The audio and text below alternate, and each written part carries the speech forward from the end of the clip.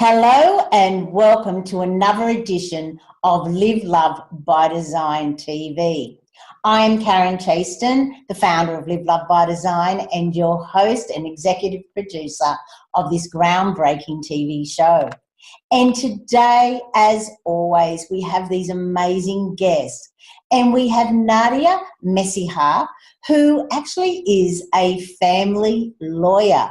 But more importantly, Nadia fits into our all about your relationships and all about your expertise. So let's waste no more time and introduce the beautiful Nadia. How are you, Nadia? Hi, Karen. I'm good, thank you. Excellent. So you live in the Hills District of Sydney and you are a family lawyer, but you didn't start out in the Hills District in Sydney. Now, did you, when you came into this beautiful realm that we all like to call Earth? Yes, that's absolutely right. I was actually born in the Sudan to Egyptian parents. So my grandparents, all four of them, moved to the Sudan. At this stage, Sudan and Egypt were all part of the same, almost same country. Didn't need a passport to go backwards and forwards. Yeah, and they just relocated there. Was there a major reason why? Was there a war or was there just unset in Egypt that made the move? To be honest, I think it was going to greener pastures. Mm-hmm. Well, that was the story I was told. Yeah, and actually... That sounds funny when you say greener pastures, and I'm sure it's a lot of sand. Is that right, or is that just maybe naive? No, that's absolutely right. That's absolutely right. So bright sand. I know, we like to have fun here. So that's beautiful. So obviously growing up as an Egyptian in Sudan, was there any sort of prejudice or were you welcomed into the new community? You know what, Karen? We were very welcomed into the community when things were going great. You know, like I said, Sudan and Egypt, they were almost treated as almost the same country with no borders. Mm-hmm. And then at one stage, Egypt started saying, all right, we've got our independence. We have to close our borders now. You guys are still welcome, but you need passports. And it's funny because the Egyptian community then had a choice. They were either going to become Sudanese or Egyptians. Mm-hmm. And I guess until now, they're sort of stuck in the middle where they're not Sudanese enough for Sudan, and when they go to Egypt, the accent and the dress and everything is different, and so they're not Egyptian enough for Egypt. Yes, yeah, they're sort of stuck in the middle. I can understand that. Yeah. Yes. So, did you find growing up, because I believe you were the middle child of three? Yes. It's not easy being the middle child now, is it? That's so true. That's so true, but it teaches you a lot. Yeah, that's okay. What I found. So let's touch on that very briefly. What did that teach you? So what it taught me was that, I had to find a way, really. Whenever I wanted to get my way, I had to find a way, and I had to be careful about it. So it made me put a lot of thought into it. So obviously how I felt was I wasn't the youngest child, the spoiled boy, although he's not spoiled. And I wasn't the eldest child with the eldest privileges. So for me to get my way, I had to think about things. I had to negotiate, I had to mediate, and I had to get my way even when resolving conflict with my two siblings without all at war, if I can put it that way. And I found that that's really taught me a lot of things, even in my adult life, and especially in family law. Yes, I was going to say. So do you feel that was the grounding for you to actually want to become a family lawyer? To be honest, it was actually when a relative of mine went through a really, really horrendous divorce. Mm-hmm. And I could see the effects on the children, and I could see the effects on her. And I was going through law school at that time, and I remember thinking, that's it, I found my niche. I want to be a family lawyer because I don't want to be becoming the story of every person that goes through a divorce, Okay, so when did you come to Australia then? So I came in 1999. And how old were you then? I was 14 years old. Okay. That's interesting. You're actually younger than I thought you are. Wow. I think it's all doing family law for so long. It's just... Yeah. Not that you look older. I just see you as, and I guess being a lawyer, you certain have a certain status and the way you hold yourself and the way I guess you use your words always make you seem older, if Thanks, Karen. that makes sense, more mature. Yeah, but I actually get that a lot. I get that from a lot of people. They always go, "Oh, I didn't expect you to be that young." Yeah. Yeah, which is good, especially when you're a family lawyer. Like I can remember going in, seeing a friend in hospital like just last year, and I looked at the doctor and I thought, does he look old enough to be a doctor? Like, and that in itself, and he was 28, but he looked like he was like 17. Yes. And as you know, as he said, it works against him at times because people Yes. don't value his advice as much. That's, Karen, you've hit the nail on the head. Yeah, I sometimes do get that, especially when I get someone who's, in their 50s or 60s and they're going through divorce and they just look at me like, would you even know how to help me, being so young?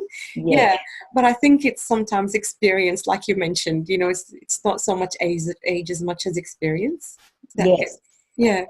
So let's get into the family law side of it because I can understand why you were attracted to it, like to help a friend and to see the grief that divorce, separation causes not only to the two people who were once in love, but also to their children. And it's not easy for anyone involved.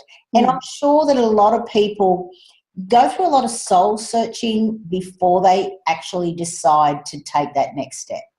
Is that true? That's absolutely true, Karen. But I think what makes family law interesting is that there's always two sides to the story. And it's most difficult when the person who is left behind in a relationship, I guess, who didn't take that step, suddenly finds themselves with a relationship that's ended. A lot of Actually, statistics say 60% of men don't see divorce coming. I have clients coming in telling me, we've been separated under the same roof. We've been living in different rooms, of the house. We're not even talking for years. But the moment I turned around and told him it's over, it still came as a big shock. Yeah. Have you ever read the book Radical Forgiveness? No, I haven't actually. Okay. I've read it just recently, and it's actually very interesting in the fact that it actually radical forgiveness comes more from a spiritual level as opposed to a forgiveness on our sort of plane, if the best way to put it. Yeah. In it, it's actually a great book, and I really do think everyone should read it because it actually helps you to see that things are not done to you, they're done for you. Nice. In a way to help you grow on a soul level. Oh, that's beautiful.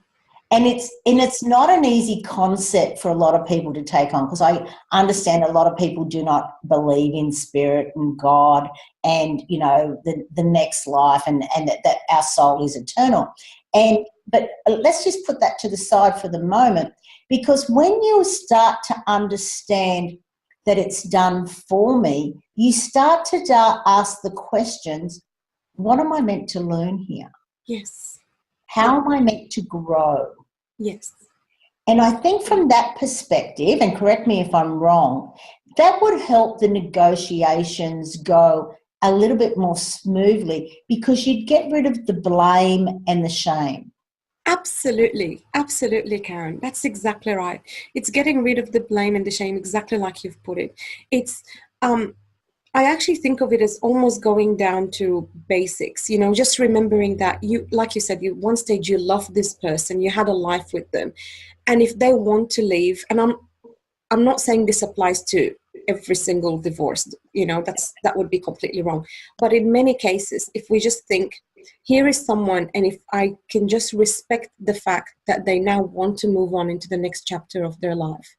And fortunately or unfortunately, I can't be part of that chapter. No, of course. Let us not, go at each.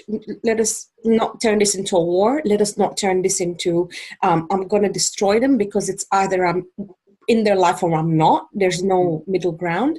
And let's just think about the bigger picture, and that's why I think helping people go through divorce, we need to step back from just the legals into how people are feeling and how they can shift that mindset so that they can move forward, because that's the only way they can move forward. I totally agree. But it's also about moving forward, especially when you have children, knowing that I'm still going to have to see this person. Absolutely. Absolutely. They may have been a horrible husband or a horrible wife, or, you know, not the best husband or not the best wife, but they're still a great parent, you know? And a lot of people can be both. They may not have been the best husband or wife, but they're a fantastic parent. And if we look at things from that way, I think that will help a lot, especially if we're going to be talking to them for the next, 15, 16, 18 years. Exactly. And especially when you think, well, your children are going to grow up, they're going to get married. Do you really want to be at their wedding actually still not talking to each other? I was at a wedding recently where the son who got married was from divorced parents, and they couldn't even sit together in the front to watch their son get married. Which, like, I've been married for 40 years and I've been told, you don't understand what it's like. And I say, well, do you know what? I have empathy. I think I can put myself in your shoes and understand what it would be like. But I also understand that I still think my husband and I would be friends even if we weren't married. Yes. Which I know sounds a bit funny, but I just feel that you did love each other once. So just for the sake of the children, only when you're around the children, can't you at least be nice to each other? Absolutely. And you know what, Karen, that brought into mind a story that I remember reading about. So someone is talking to someone about holding a grudge. And this person went, well, can you hold this glass of water for me? And they just left them holding that glass of water for like 2 hours. Yes. And by the end, the guy is like, look, I'm getting exhausted. I know it's just a glass of water, but I'm just getting exhausted of holding it. And the person responded and said, well, that's exactly what you're doing with your grudge. It may be small, it may not that big, but if you've been carrying it for a long time, for years, can you imagine how much of your mental focus and energy it's taking, yes, for using to live your life. Yes. It's holding you back from living to your fullest. Yep. And the silly part about it is the other person isn't even aware of what you're carrying. So you're only hurting yourself. You're not hurting someone else. That's absolutely right. I just love this. Okay. So we hear about family lawyers trying to shift the focus more towards mediation and collaborative law. So what is it that you do differently to that, or is that what you do? So that's part of what I do. But what I've discovered, Karen, is that, like I mentioned, there's no point in just focusing on the legal aspect, especially when it comes to family law. We really got to look beyond. So if you think of it as circles, so they're the couple divorcing, and they obviously have their support network. Some of them maybe even seeing, psychologists or psychiatrists to get through this period. And then they see the lawyers, and no one's talking to anyone. So the lawyers are just telling them what's happening from the legal side. And it's all well and good to say, oh, look, let's mediate. And there's this new thing called collaborative law, which is fantastic, by the way. But if the person's not in that mindset, it's just a waste of everyone's time and energy. Let me just go back a sec, because a lot of our viewers may not know what collaborative law is. I'm pretty sure they know what mediation is. So what is collaborative law? So collaborative law is basically telling the parties, come to the table, be as open and honest as possible, try and settle the matter outside of court. So everything's already on the table. And if we can't settle, none of what's been discussed in collaborative law can be used in court. And in fact, you can't even use the same lawyers that you used in collaborative law in court. I like that. Yeah. So it really gets people to try and focus on settling. And I think it's fantastic and it's brilliant, but I think it needs the added angle of making sure everyone's ready to settle before we even go down that track. For instance, I had a matter, if I can just quickly say, we were going to mediation with the court on the Monday. Literally 4 days before that, we received the affidavit, which is a statement of the version of the story from the other side.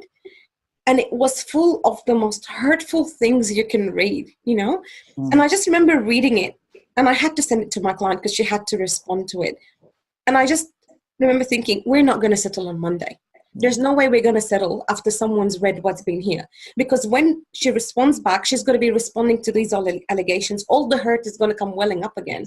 And I kid you not, we walked in on the Monday, and we just sat there for maybe half an hour, and we all knew that we were going to walk out again. Yes. And I thought, what a waste of everyone's time. What a waste of a wonderful opportunity the court has given us, just because things were not in the correct mindset. Yeah, that's interesting, because in this book, The Radical Forgiveness, they actually say that you should write 3 letters. So the first letter, where you put all that hurt in, you put it all in, you just go to town, you bring up all of your feelings, telling them exactly what it is. You never send it, of course. Then you do another one where you can start, putting as much in, crying if you need to, getting rid of all those feelings, but then starting to slowly see the other side. Yes. And then on the 3rd letter, you then, because you've got rid of all of that hurt in those first 2 letters, you then start to come to a place where you can actually see how it has been good for both of you, and it is also, and how, moving forward is, you can come to radical forgiveness, which I think makes sense. But you do write those letters. You just don't send them. Unfortunately, sounds like your client didn't get past that first letter, which is such a shame. It is such a shame. It is such a shame. And very expensive, which which does not help with your wealth creation. So the 4 pillars of Live, Love by Design, as our viewers know, are all about you, all about your relationships, all about your expertise, and all about your wealth creation. And let's face it, divorce is a very costly, a costly exercise. Most people lose half their wealth, if not more. And normally, they're into their 30s or 40s after building and building and building. And that in itself brings in a lot of resentment. Absolutely. Absolutely. You're absolutely right, Karen. But I guess that's why, and if I can put it this way, that's why people need to be in the right mindset before they take that step, because otherwise it's just money leaking. If you think of it as water leaking from a sieve, that's exactly what it's going to be like. All these holes, your emotions and the anger, it's creating holes in that pot that's getting the money leaking out. But once you address all these issues, then there is money on the table that can be resolved, and everyone just gets the most out so they can start again. I get all emotional every time I think about it, because I also feel like when you're vulnerable, people can take advantage of that, Yes. So if I'm going to line my pockets because you're vulnerable, I'm not going to help you, No. And that's why people need to be aware of where they are mentally, so that their vulnerability is not out there exposed to the open. They can address these issues and go in with a position of power when negotiating and when they're dealing with their family law. I love that, because you, and I don't want to generalise, and I don't want to bring in probably a negative belief that a lot of people have about lawyers. That's right. That there is no reason for them to settle, because the longer it goes on.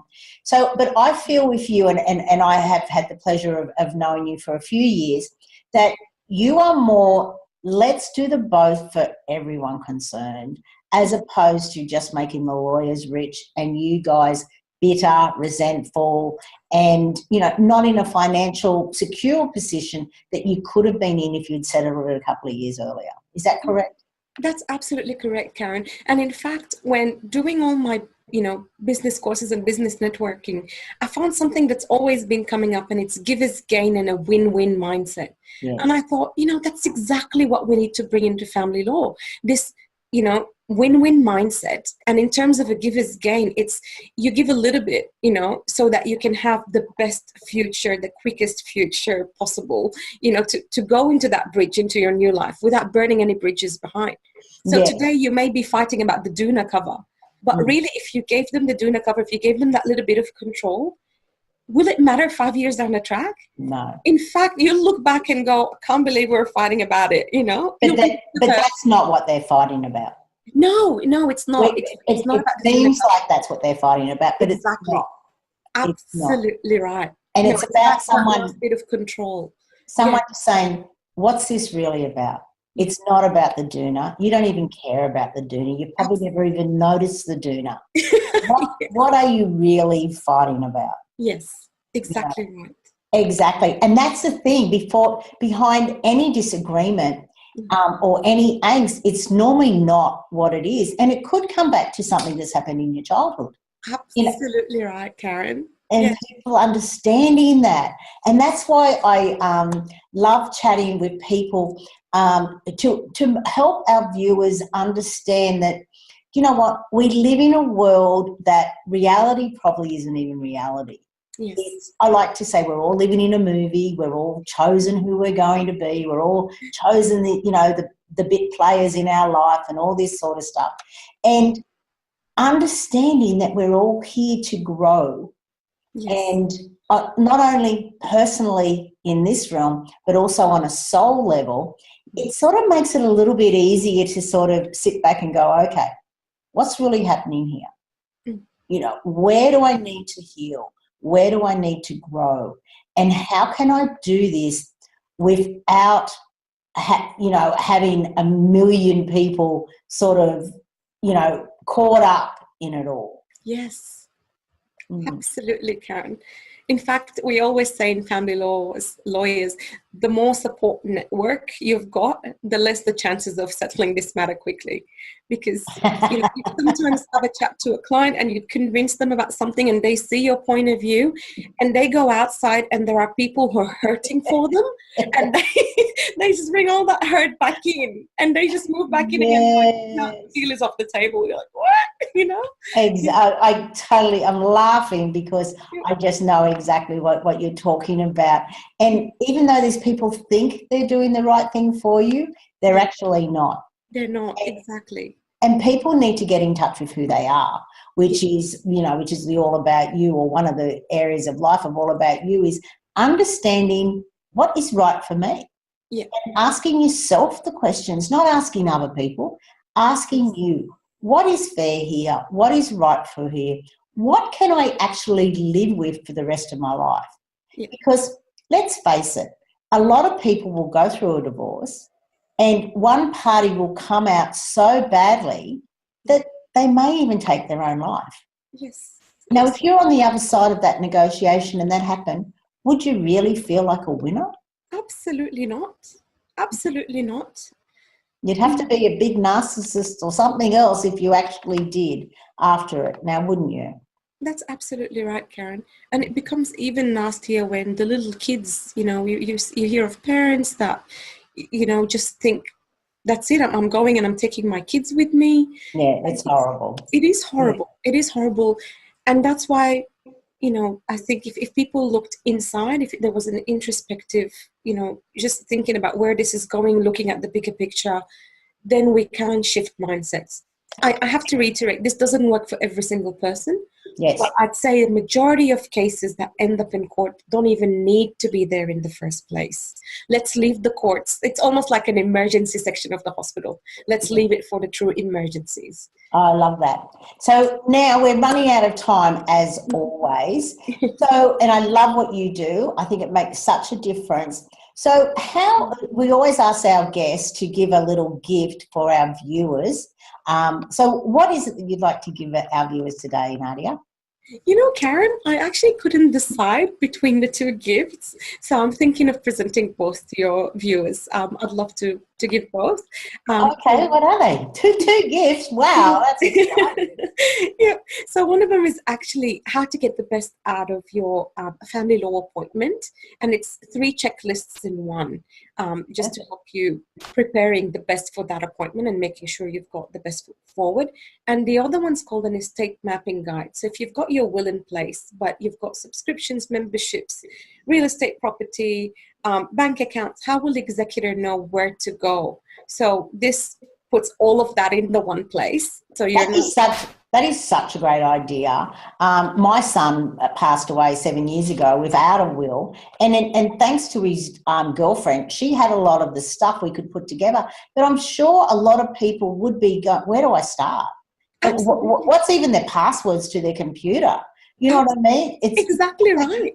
Exactly right. And I actually had, the reason I started thinking about this is because I had a client who all his family is overseas. Mm-hmm. So they're in South Africa and London and Greece and, and I was thinking, how would they even know what you've got in here if you didn't have that checklist in place? Yeah, that's great. And would that stay with a lawyer, or would it, like, or you just give your family and just say, look, this is my checklist? If Yep, you, I would absolutely. I would actually recommend you keep it with both people. So yep. with a lawyer as well as with your family, or you can even just tell your family if anything happens, check this drawer or check this Okay. link. Yeah, Yep. that perfectly makes sense. Yeah. That's lovely. Well, Nadia, I love talking to you, and I know Mhm. that you are married and you have a couple of boys. Is that correct? That's correct. Yes. Yes. So I'm pretty sure that you and your husband are always negotiating on making sure that you're living the best life. Is that correct? That's absolutely correct. Yep. And we always try to think about the bigger picture, because at the end of the day, where you're looking at in the 5 years makes a lot of things in the current. It really puts perspective on what's happening currently. So I totally agree. And, and most people say, what you're fighting about today, will you really care about in 5 years' in time? five And years most time. people will go, no. Who would give a crap about you doing a cover? Like, seriously. You would have changed it probably 5 times by then. That's absolutely right. Now, we have all of your details below this video, and also people can get in contact with you. So you do people outside the hills area as well. Is that correct? You Yes, online with people? that's correct. Yep. So we're called Hills Family Lawyers because we started in the hills, and I just love this part of the world. Oh, that's so nice. And you got to admit, like, anywhere in Australia is absolutely beautiful. We're very blessed. Absolutely. Yeah. I totally agree. Couldn't agree more. Absolutely.